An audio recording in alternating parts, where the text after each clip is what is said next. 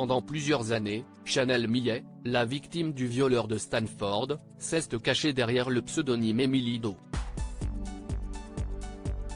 Mais cette vie dans l'ombre est derrière elle, car Chanel a décidé de révéler son identité pour que l'agression dont elle a été victime ne se reproduise plus jamais. C'est en janvier 2015 que la vie de la jeune étudiante de l'université de Stanford bascule. Elle est retrouvée inconsciente derrière la benne à ordures d'une maison, après avoir participé à une soirée organisée par la fraternité Kappa Alpha. Alors âgée de 22 ans, la jeune femme se réveille à l'hôpital, confuse, entourée d'infirmières qui multiplient les examens gynécologiques. L'enquête révèle que Chanel a été violée par Brock Turner, l'un des athlètes stars de l'université, promis à une brillante carrière dans la natation. Le procès de son agresseur a lieu en 2016, en Californie, et captive l'Amérique.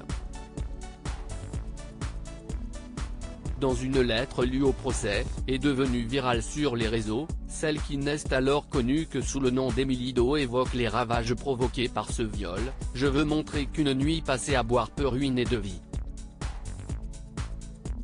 La tienne, et la mienne. Tu en es la cause, j'en suis la conséquence. Tu m'as conduite en enfer avec toi, encore et encore. »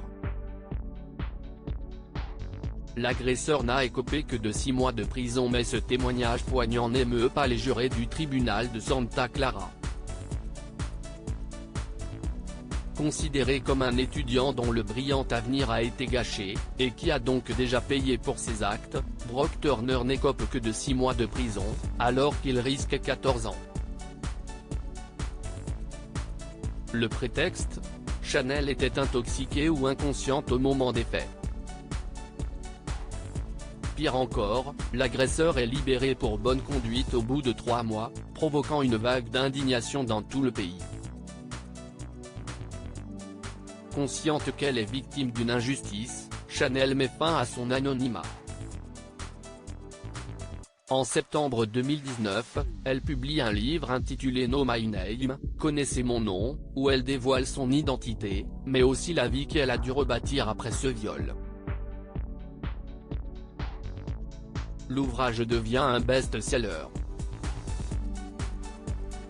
Chanel Millet fait la une du Time, participe à des talk-shows, à des galas avec des stars, Jessica Alba, Elizabeth Banks. Et devient le symbole des victimes de viols sur les campus universitaires.